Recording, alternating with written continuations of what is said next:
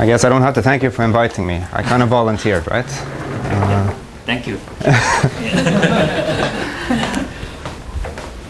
So this is actually a talk that I'm going to give maybe 2 times or something, 2 in the future. So this is my trial run. That's actually why I volunteered. I did the same thing last year, practicing another talk. So you should thank us. Okay, yes. So thank you for coming, definitely, yes. So this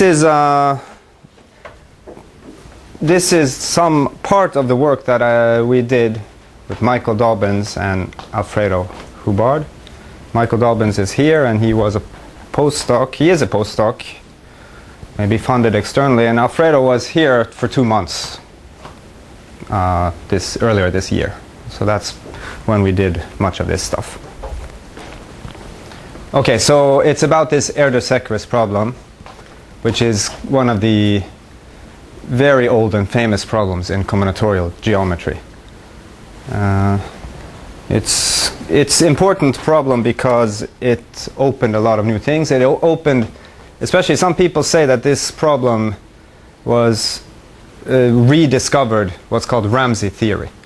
Right? So something called Ramsey Theory, which Hilbert has a result in Ramsey Theory, and van der Waarden has a result in Ramsey Theory before Ramsey's theorem. But then Ramsey wrote this paper called a paper on formal logic, and he published in a philosophy journal, and I don't think many people may have noticed it.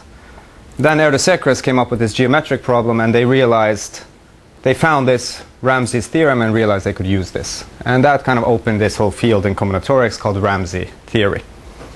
So what does Ramsey Theory say? It says that, in some sense, it says that in every large system, as long as the system is large enough, there will be a relatively large subsystem that has complete order. Right? That's one way to say it. You can never have complete disorder. If you take a huge universe and you arrange things whatever way you want, completely randomly, somewhere you can pick out some subsystem and that will be completely ordered, no matter how you try. Of course, this is a vague statement. I haven't said what order means.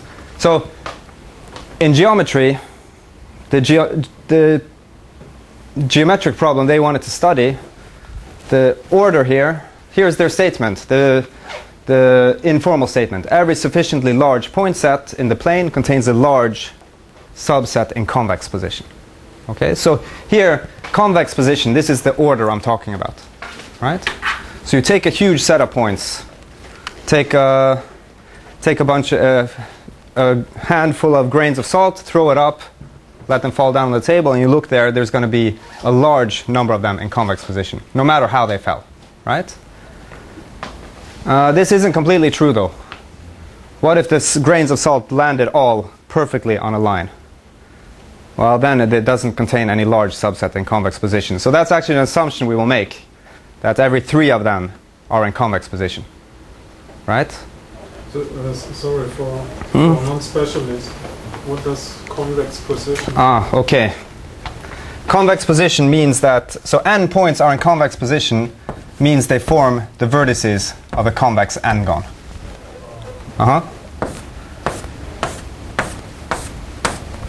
Okay, so there are 6 points in convex position. The straight line does not count as that does not count, exactly. Does not count. So when I say that every sufficiently large point set contains a large subset in convex position, that is a lie, because here is a large point set. In fact, if you take the whole line, there's an infinite point set, an uncountable point set, and the largest convex subsets have size 2. Right? But I will make the assumption that every 3 are in convex position. So I think that's here from the original paper of Erdős and Szekeres. It says here that which no 3 lie on the same straight line. Right? This is your basic assumption. And then what they prove is that, well, if this is true, then there is a large subset. So let me illustrate this. So one way to illustrate this is take some random page out of a random book and pick a random letter and color in those. So here I colored in the letter R. I picked them somewhere scattered throughout the text. Right? And I picked 17 points. And as you see, there is a red 6 of those points formed a convex hexagon. And now this would always happen. It didn't matter that it was the letter R I chose. I could have chosen the letter P or T or whatever. It didn't actually matter what text I chose, right? As long as no 3 were on a line and I chose precisely 17, this convex hexagon was bound to appear. That's a fact. That's a known theorem.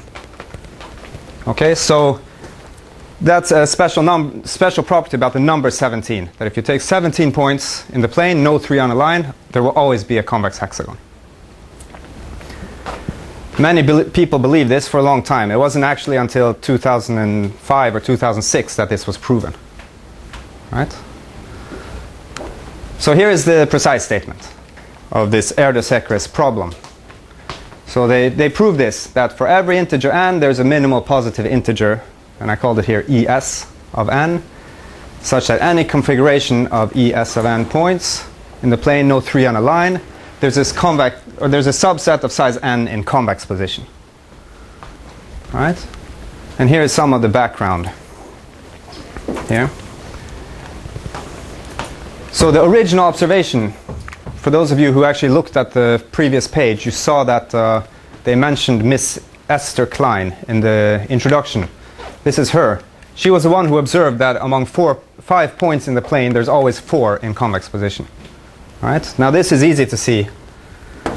Well, if you look at the convex hull of the point set, if it contains 4 or 5 points, well then there is 4 in convex position. So suppose that the convex hull, so the outer points, there's only 3 of them. Then there must be 2 on the inside. And those 2 lines, they will span a line. And this line cannot pass through any of the vertices, so it crosses 2 of the edges of this triangle. And the edge that you did not cross, together with this edge, that forms a convex quadrilateral. Right? So whenever you take 5 points, indeed there are 4 in convex position. And she posed this to her group of friends who were studying mathematics, and Mackay, he immediately, or let's say by the next day, he had a proof that 9 points always has a convex pentagon. And then Erdős-Szekeres came up, thought about this, rediscovered Ramsey's theorem, and came up with many proofs that this function is bounded. Okay, and this was their best proof, that if you take this many points, you're guaranteed a convex n-gon in this point set. And it wasn't until about 30 years later they came up with this lower bound example. So they give an example of a set, so take away this 1 point. So they give an example of 2 to the n minus 2 points in the plane with no convex n-gon in it. And this is not it's not very difficult, but it's quite ingenious to think of this example. Right? This is quite tricky to come up with. And then some new proofs were discovered from between this time and this time, but then at the late 1990s, I think it was Ron Graham and a few others were able to prove this minus n, which, if you think of this asymptotically, that is insignificant almost, right? But because they showed that there is room for improvement here on this bound, a few papers were published, and finally Toth and Walter made this sort of final chunk that was possible to shave off by these methods, and they got this new bound, which is approximately half of this one. Again, asymptotically, this is quite insignificant, especially since this is the best lower bound, right? So this number, if you don't see it immediately, this is roughly 4 to the n, right? So you have an upper bound of 4 to the n and a lower bound roughly 2 to the n. So that's sort of the progress on this problem. And then in 2006, Peters and Szekeres proved this finite number, that if you take 17 points in the plane, then there is 6 in convex position. So yeah, of course, stop me at any time along the way. Erdős and Szekeres conjecture that they found the right example, that this is indeed the best, this is the bound, that their lower bound is optimal, right? This is their conjecture, and I think it's safe to say, we could say that there has been almost no progress. I mean, I would count this progress as extremely little, right? And even this one is not very much. But so these two sectors are same person? Yes, yes. And another story, Erdős called this problem the happy end problem, because it was Esther Klein who first showed them this and asked whether such a function could exist. Erdős and Szekeres proceeded to prove it, and the next year Szekeres married Esther Klein. And then, actually, the sad part is, so they were married until this point, when Szekeres died. And within a day, she also died. So, happy end, right? Okay.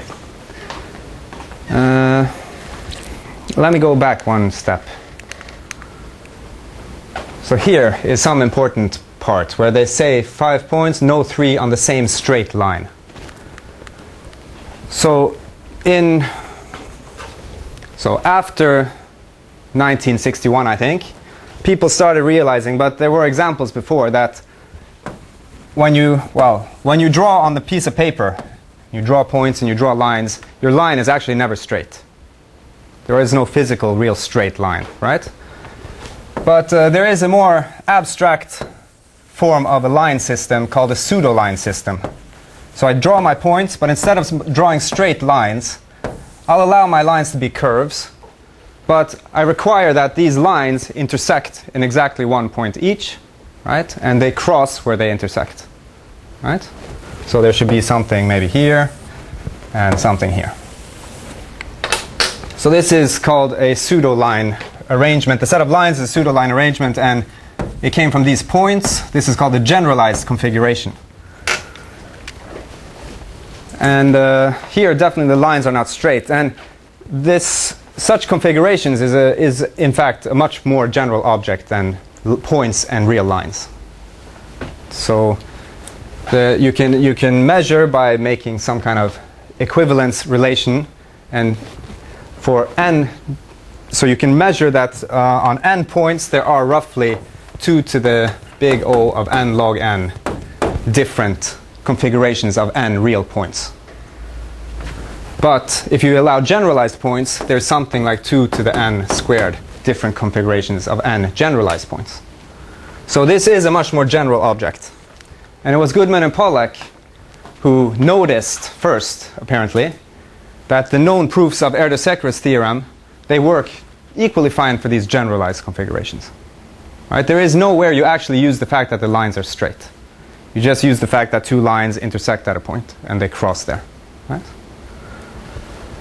Here's their famous example of 10 points, such a generalized configuration of 10 points which cannot be drawn with straight lines.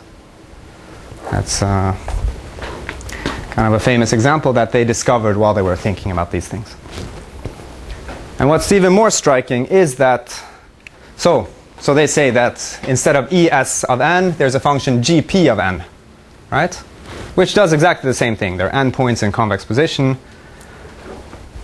And they notice that all the known proofs for the Erdős-Szekeres function, they work exactly the same for GP of n, for the generalized configurations. It means that nobody has actually given a proof for the Erdős-Szekeres conjecture that uses any metric information at all. It's all purely combinatorial. So that would be my first problem. I tried, I couldn't solve it, and that is find a proof of the Erdős-Szekeres theorem which uses some metric properties, uses area, uses length, something like this, right? Which is different from this one, right? I don't care if your bound is much worse, but actually give some metric reason why this would be true, right? And what's more is that actually the bound 17, so ES of 6 is 17, their proof also did not use the fact that they were straight lines. They only used this pseudo-line world. So the proof that they gave, Peters and Szekeres, it's exactly the same for these generalized configurations. So in fact, this function GP of n, the first few values is exactly like ES of n. And Goodman and Pollock conjecture that those two functions are the same, that there is no difference. Okay. So now I'm discussing some of these generalizations. This is the first. This is a subtle generalization, but I think this is maybe the most important generalization, going from straight points and straight lines to points and these pseudo lines. Now, almost a decade later, these two Hungarians, again, Bystrisky and Gábor-Fejez-Tóth, they came up with a new one, a new generalization. So if I take, instead of points, they want to look at convex bodies. So these are convex, compact sets with non-empty interior in the plane. And so, for example, here's a configuration. And in convex position simply means that if you remove... Sorry, I'm a bit... Can I ask the last thing? Yes. So when you do these pseudo lines, so this is a bit like topology or Yes. graph theory. Sure. But when you say in convex position, that's again metric, or? Not really. So what is it that makes these in... It's good you're asking these questions. What is it that makes these in convex position? It means that there is some ordering, say 1, 2, 3, 4, 5, 6, right? And I can take 1 and 2. So consecutive in this cyclic order, I can look at their line and all the other points lie on, all the remaining points lie on one side of this line. 2 and 3. But line is a metric thing. I mean, you're not taking a pseudo line. Pseudo lines, okay, so pseudo lines are actually curves, infinite curves that separate the plane into two parts. Okay, so that's why when I deal in the pseudo line world, I could also speak of convex position, right? So here is some line, here is some line, here is some line, and here is some line, right? Which would mean these guys are in convex position. So there is a well-defined notion of convexity even in this pseudo-line world.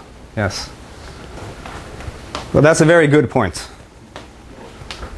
Okay, so now this other direction was to replace points. Instead of replacing lines by pseudo-lines, forget about that. We'll still work with straight lines, but instead of points, we'll consider convex sets or convex bodies. And the notion of being in convex position works the same. So here I use regular convexity, Euclidean convexity, and here is the convex hull. And the sets are in convex position if, whenever I remove one of the sets, the convex hull becomes smaller. So in this case, these 4 sets are not in convex position. This guy is in the convex hull of the others, right? But these 3, they are in convex position. If I remove them, the convex hull becomes smaller, right? So that's what it means that some convex sets are in convex position. And what Fejez-Tóth and Bystrisky proved was, again, such an Erdős-Szekeres function. There exists a new function, BFT of n, such that if every 3 of the convex sets are in convex position. So that replaces the notion of every 3. So no 3 on a line, you now require that every 3 should be in convex position. And if you have sufficiently many of these convex sets, no 3 are in convex position, then there should be a large subset. So one of size n in convex position. And there's another, I should have made this in a different color. They also require them to be pairwise disjoint. Okay?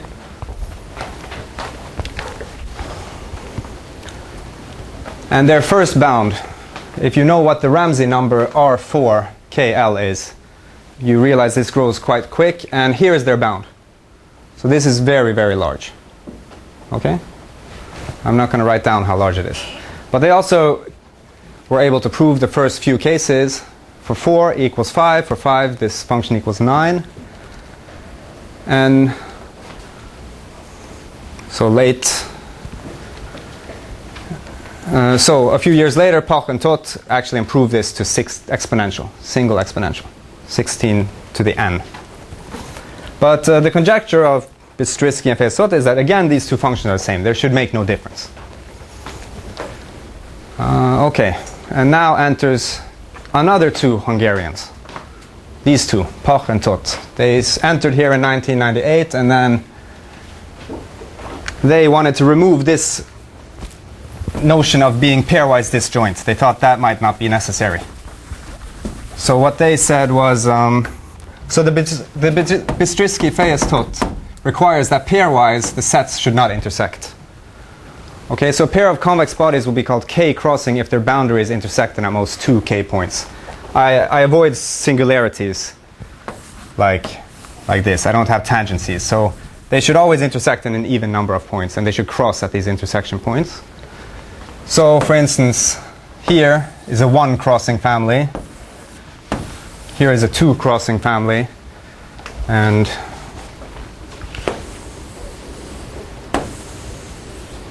this is what a 3 crossing family could look like, right? And the theorem that they proved was that instead of considering disjoint, they allow this 1 crossing. Here's 0 crossing. So they said again that, okay, you don't have to have disjoint, you can actually go down to 1 crossing, and still there will be some kind of Erdős-Szekeres theorem in this case as well.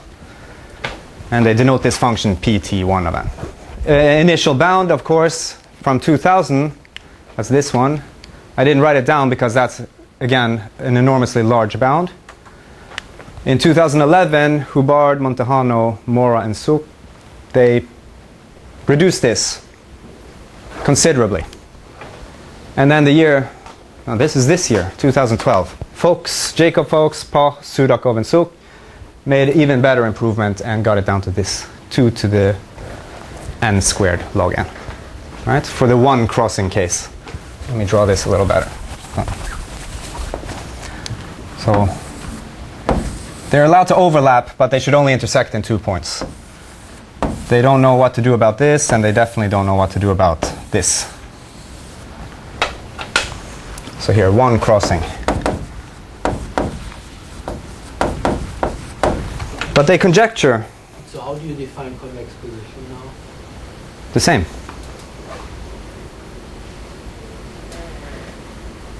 Which is?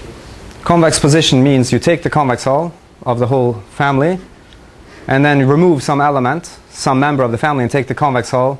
If these two convex, so if the convex hull remains the same, they were not in convex position, right? The convex hull should strictly decrease by each element you remove, right? So this is the same. This doesn't require disjointness. So for 1 crossing families, again, there's an Erdős-Szekeres theorem, and they made, it's going down to the bottom there, okay. They also made some strange example. So that's where things started getting discouraging. They constructed a family of 2 crossing convex sets, where every 3 are in convex position, but no 4 are in convex position, right?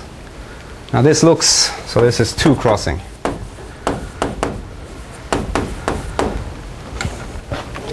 You can write down the coordinates of, so actually they make it with segments, but they can replace that by small ellipses or thin ellipses. You can write down the coordinates what this should look like, but I don't want to start drawing that example. It gets very subtle. But they conjecture that for every integer k, there's a constant mk and a function ptk, such that the following holds, that such that you have an Erdős-Szekeres theorem. So any family of ptk of n k crossing convex bodies, every mk are in convex position, then there's a large subfamily in convex position. Right, so what they show with their example is that this m2 is greater or equal to 4, right?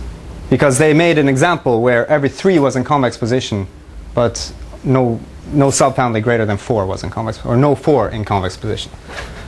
And here you're looking for some constant m3 for this case, and so on. Yes? So why is it that you don't consider that we only consider even crossing? So that's just a simplification. It doesn't really matter for the theorem, but if it looked like this, right, I could make them non-crossing at all. I could do this without changing any of the convexity properties, right? Whatever subfamilies were in convex position before I made this change will still remain in convex position after I make this change. Same thing if you have an inner tangent like this. Right? I could just squeeze this away. I couldn't push it out, because then I might cause something bigger to be in convex position, but I could certainly push it in. Right? So that's why I only consider even number of crossings. That's some general position argument, which is some perturbation argument. Okay, so this is the summary. You have the Erdős-Szekeres and the Goodman-Pollack, the pseudo-line world or generalized configurations, and this is this basic inequality that hasn't really remained unchanged, and this is a big mystery, whether these two are different or not. What is the role here of straightness of the lines? That's a big mystery. And then you have this second chain about the convex sets. Right, so again, Erdős-Szekeres is about points. You can think of this as convex sets, disjoint convex sets, one crossing convex sets, and bound by Suk and folks, so many people. Andrew Suk, he's at MIT. Okay, so here are our first results. So in fact, this number, pt1, this function pt1 of n, is the same as this function gp of n. Okay, so that's something we can show. And as a corollary, this bft, or p1t, this also equals 17. Right? Because gp of 6 was equal to 17 by this recent Peters and Szekeres proof. Computer-aided proof. By the way, that was a computer-aided proof that took a long, long time to... Many configurations they checked. Okay, so we can summarize then now. This is the chain of events after this first theorem. Okay? So this stuff about the convex bodies maybe isn't that interesting. Well, these two are equal, right? And this is the real mystery, going from here to here. That's where nobody has any idea what is going on. Okay, and then our second theorem is this proof of the conjecture of Tot and Poch about the k-crossing case. So for every k, there's a minimal positive integer fk of n such that the following holds. So you have a k-crossing family of convex sets, and so then you'll find a subset of size n, which is either in convex position or has no 5 sets in convex position. So it means that actually Tot and Poch were quite pessimistic. From their formulation, they seem to think that this chain of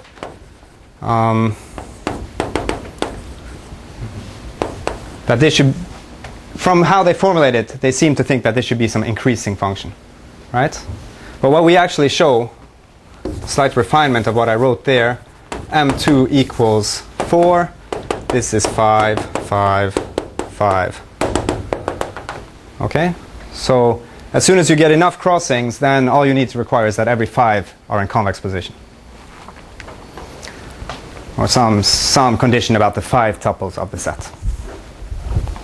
Okay, so that's our results. Now I used a little more than half of the time. Then I can show you a little bit. I'll indicate some of these proofs. In fact, these results, I think, are just corollaries of what we really ended up proving. So we want to look at something completely different. And there's they relate to these convex sets. So what we want to do is something called wiring diagrams. Wiring diagrams are very closely related to these generalized configurations. With them, you can associate something called wiring diagrams. So we'll call this multiple crossing wiring diagrams. So here's an example. So it's a finite system of x monotone curves. So just think of these as functions, real functions, right? They should meet in a finite number of points at which they cross, and a point in the plane is contained in almost 2 curves. Okay? So I don't want triple intersections of curves. And that's it. That's a multiple crossing wiring diagram. And then by this, it means that if I go far enough out to the left side, there will be some order, and there are no crossings past there. So I will always label these curves starting at 1 at the bottom, and as I go up, I increase, right? And I'll just label them by the integers.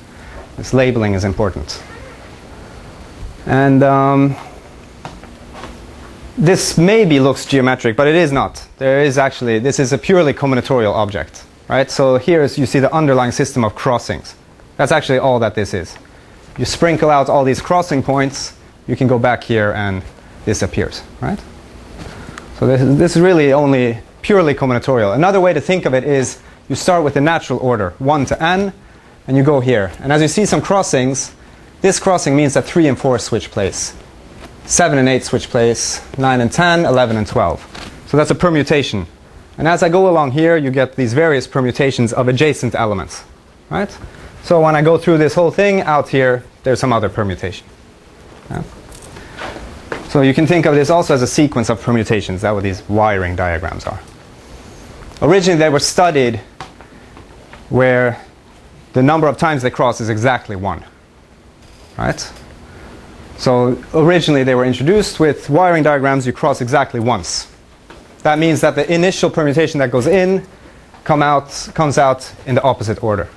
And what they studied was how does this permutation change as you go along. Richard Stanley counted precisely how many ways this can happen. That counting, there's a bijection to something called standard Young tableau. There are many relations. This is also something called a sorting network. Right? So if you have one crossing. So there are many, many applications. It's been studied a lot. I don't know how many studied multiple crossing wiring diagrams, but it seems a very natural extension. Right? You allow things to cross more than once. Okay. And then let's define a few more things. So wiring diagram on n. Usually that will be denoted W. That just means there are n wires, right? And then L sub W, this is the lower envelope. So now I'm thinking of them as curves. What does that mean? That means the set of curves that touch this lower infinite face of the plane, right? So here they are. This is the lower envelope, right? And that's that subset, 1, 3, 6, 7, 8, 11, 12. And here's the upper envelope, which are the ones that touch this upper part of the plane. Upper infinite cell. There's another subset, right?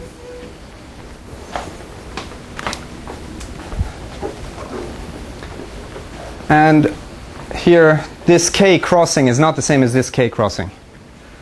It's twice. Sorry, half. Yes. So here I count the number of times the curves cross. So I'll say that it's k crossing if each pair of wires intersects at most k times. And you say that a diagram is lower convex if its lower envelope is the whole set of curves. And it's upper convex if the upper envelope is the whole set of curves. So for example, here is a large upper convex subset. 1, 2, 3, 4, 7, 8, 10, 11, 12. Right? This has relation to what we initially studied. So one crossing diagrams, one way to generate many of those is to take some general systems of lines. Right? So for example, this would be such a one crossing diagram. Right? And this would be upper convex, meaning every curve appears on this upper hull. Okay. Now here's our results for the crossing diagrams, multiple crossing diagrams.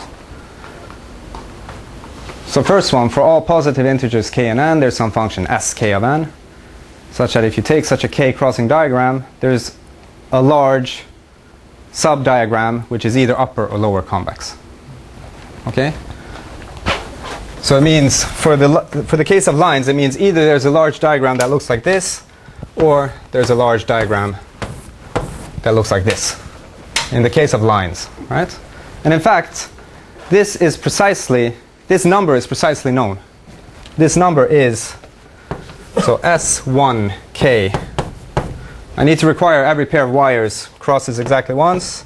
This equals 2 to the, here should be n, 2 to the n minus 4 and minus 2. And maybe somebody recognizes that number. That's the number from the Erdős-Szekeres, original Erdős-Szekeres bound of the Erdős-Szekeres theorem. Right? And in fact, this is their proof. That's how they arrive at that bound. Precisely by considering systems of lines and saying that in a large one either there's this or this. And when you translate that back to point, you take the dual, this results in a convex n-gon. And then the second result, that's what's going to resolve this stuff, the Partot conjecture. That's okay, here comes number 5. So if you have a system of a K crossing diagram and every subdiagram of size L is lower convex, so L is this number here, right? So it's never going to be larger than 5. So every subdiagram is lower convex, every sufficiently large subdiagram. Then there's a subdiagram of size n, which is also lower convex. And somehow, well, there's a translation that goes from lower convexity here to convex position among these convex bodies. So if I take a huge collection of convex bodies,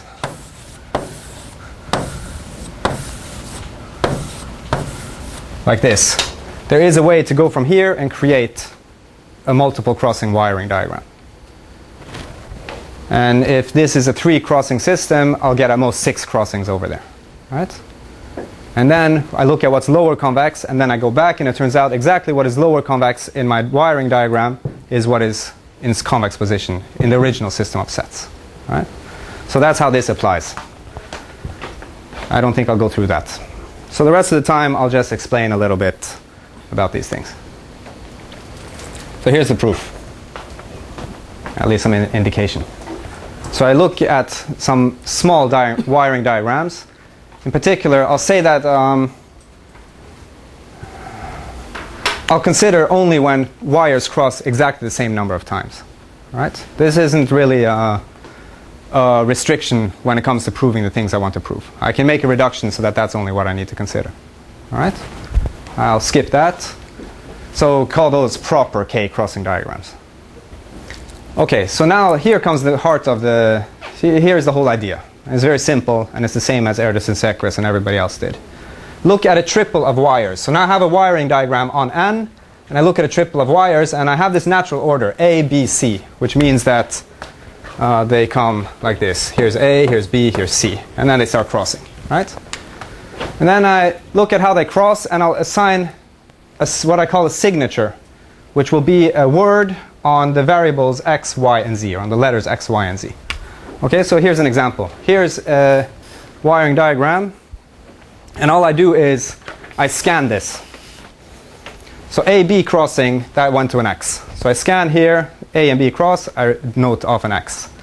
And there's a linear order here going this way, so x, y, y, x, x, y, z, x, x, z, z, so on and so on. And this I could collect like this, right? I could just write it, just some shorthand, writing it like this. And then just let this chi of k denote the set of all signatures that you can get from proper K crossing diagrams, right? Of course, not every word on 3 variables with equal number of instances of each variable corresponds to a signature. You can't take an arbitrary word, but there are many. You might say, and it's easy to characterize what they actually look like. Okay, but I'm not going to say how to do that. That's easy enough.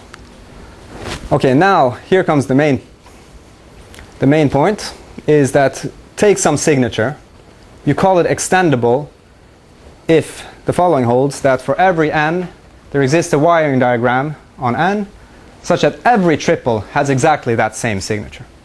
So you could call this a homogeneous wiring diagram. So I have a huge wiring diagram, and I pick out 3, I read off the signature, and it doesn't matter which 3 I pick out, I always get the same signature, right? So you can think of that as a homogeneous wiring diagram. And then I let this, what is this, psi of k, this is the subset of the set of signatures, and that's the set of extendable signatures. So now let's see, there are some students who took combinatorics, I know that. So there's a story, you know, about a student who was defending his thesis, and he defined a class of functions, and he proved all these wonderful theorems about these functions, and then someone in the end asked, but what is this class? Can you show me any function in this class? And it turned out that the class was empty, right? There were no functions. So I don't want to make that mistake. Here I've said a lot of stuff and I defined some object here. Is this non-empty? Does anyone see that? Do I know that is there any element? Are there any extendable k crossing or signatures? For all n. For all k, yeah. Okay. No, so for every k, give me an example. Or does there exist? Right? It would be bad if this set ended up being empty. Well, if you see well, you maybe see some examples here, right? But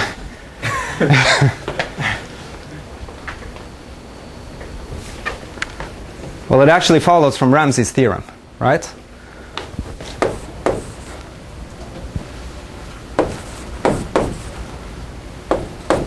R3n, and how many colors should I use? I should use this chi k. Now I've mixed up my notation. So you use Ramsey's theorem with this many colors, right? Then there should, for every n, there should exist some homogeneous system, right? But there are only finitely many different signatures for a fixed k, right? So something is being repeated infinitely many times. So there must be something that happens for arbitrary numbers n, right? So this is, by Ramsey's theorem, this set must be non-empty. So here's a simple example, x, y, z. And here I extended it to 6 curves. If I take any 3 of these curves, they just look like that, right? Here's a crossing with here a diagram with 2 crossings. Z square x, y square x.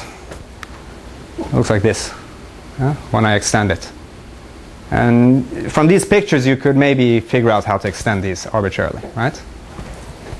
I mean, this one, well, that's precisely that picture, right? This one is something else. I said there's a correspondence between these two convex bodies. Actually, this thing looks something like, let's see, take some, here are the bodies.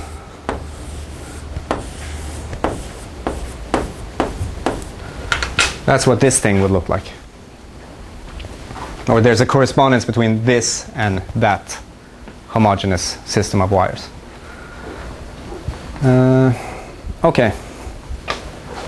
Now I am really running. Okay, so what I want to do is I want to just characterize the set of all these extendable signatures. Then I will be done.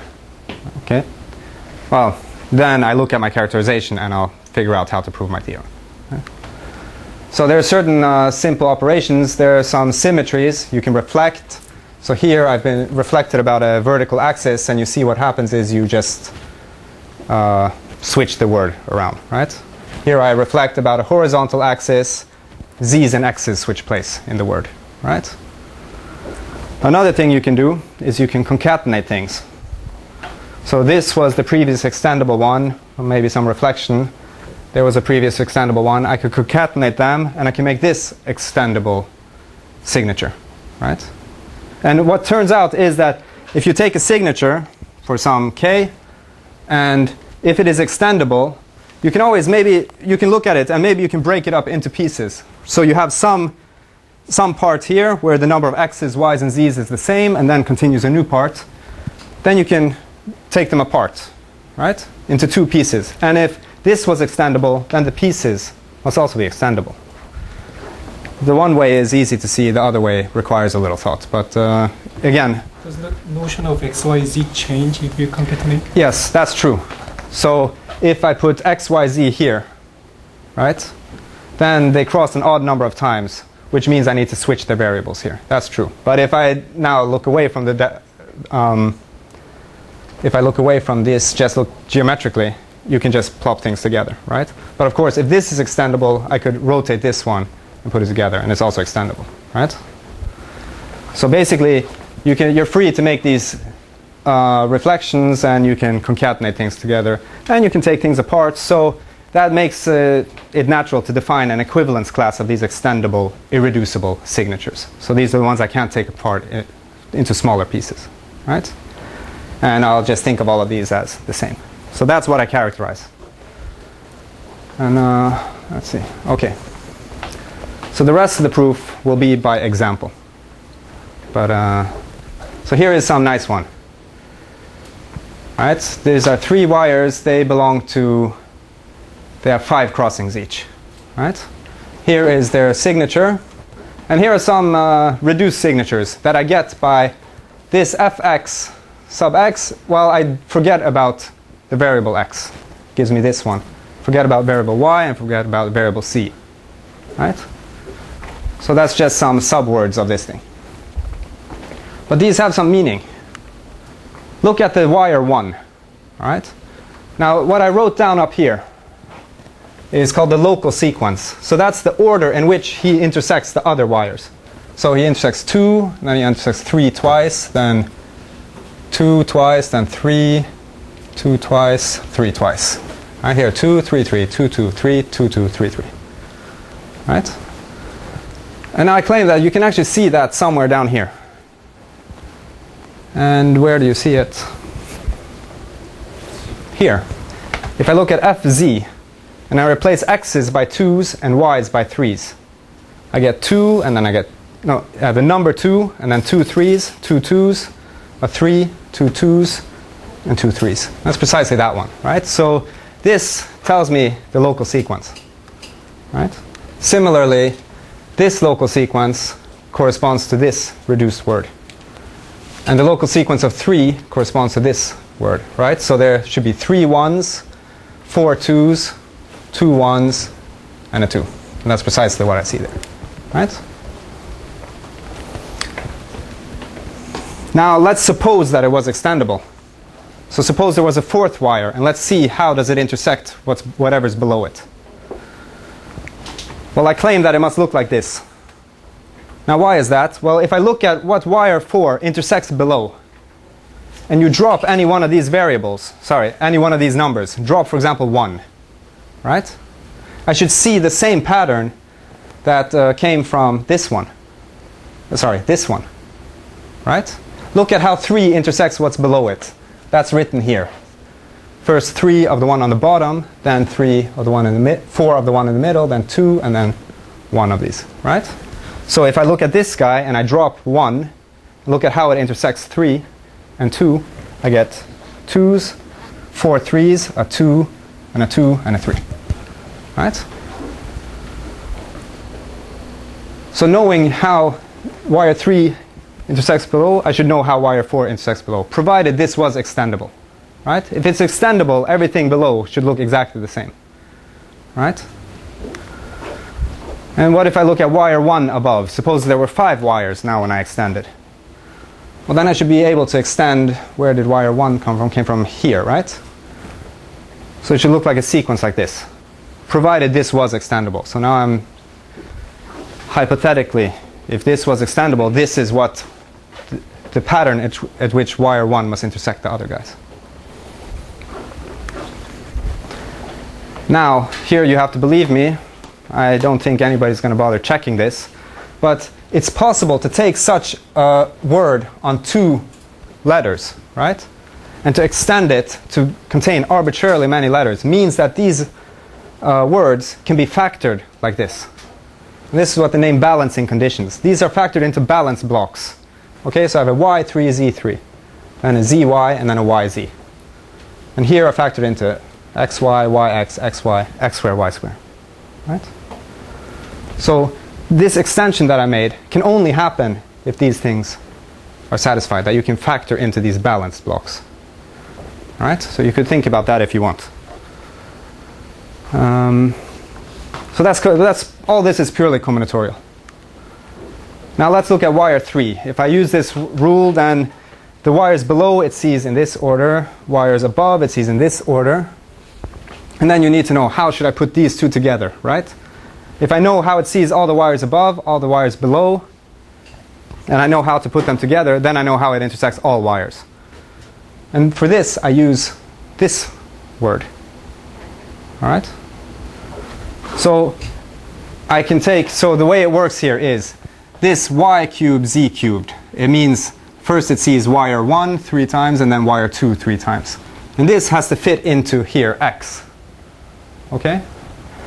And next is a z, then it comes apart from here, and it fits in here. Here's an x squared, so these two fit into there. And here's 1, 1, and 2, so those 4 go into this one. And then that's how you mix together these two terms to make this sequence. Right? So now I have rules for figuring out all wires, right? And when I abstract this is the information I get out, is that look at these 3 subwords that I had, right? The balancing condition said that they have to be balanced in this way. So I can read off the size of their blocks.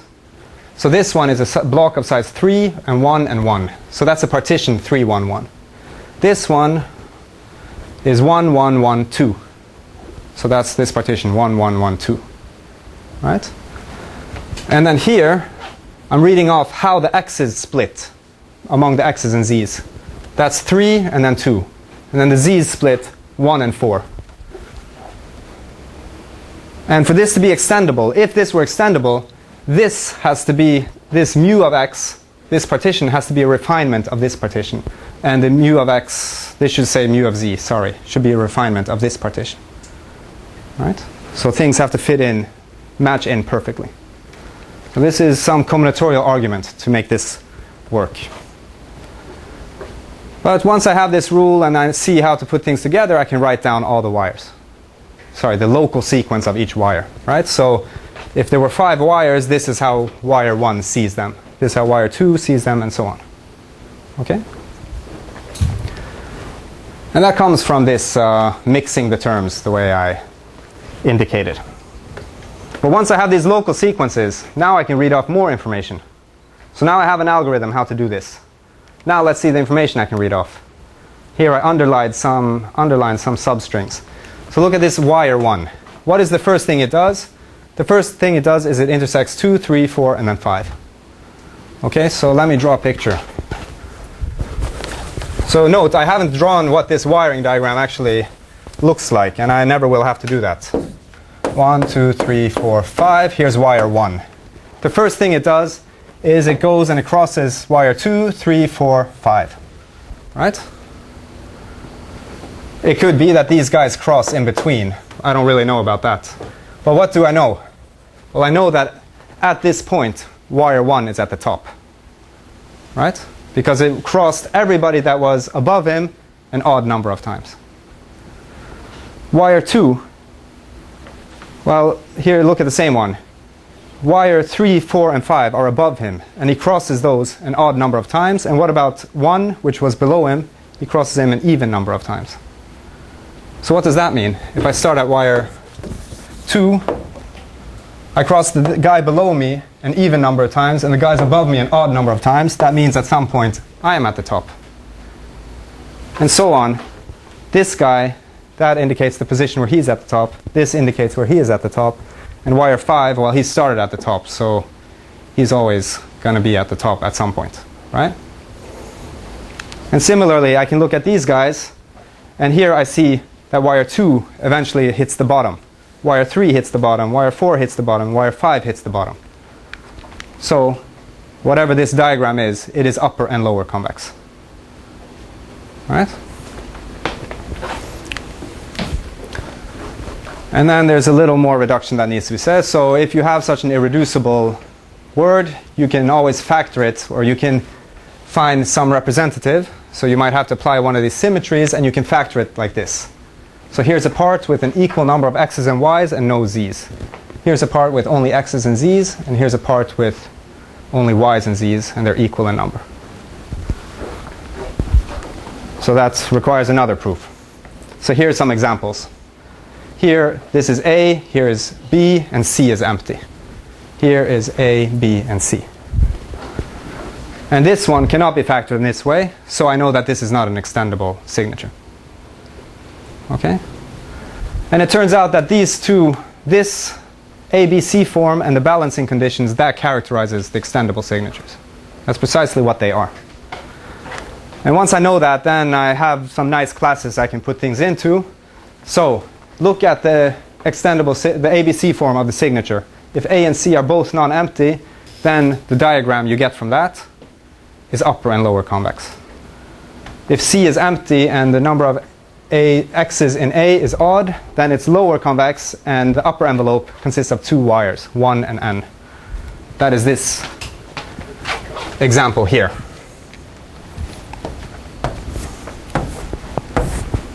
Right? It's lower convex and upper envelope is precisely the top wire and the bottom wire. Right?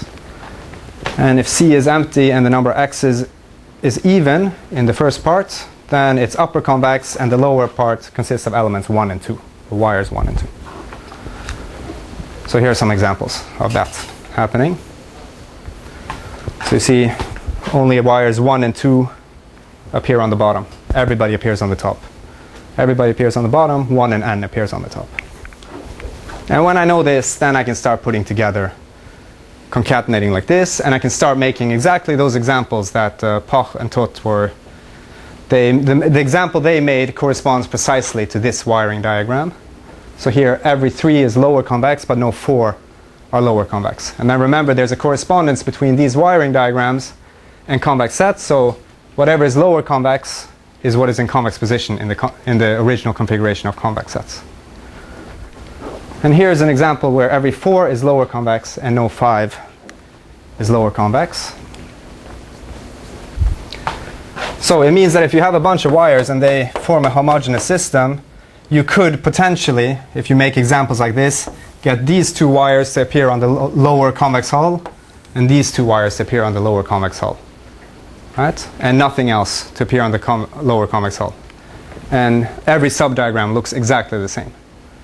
So therefore, if I require that every 5 wires appear on the lower convex hull, well then, I must be in one of my other cases, and everything appears on the lower convex hull. And that proves the result that I wanted to prove. Right?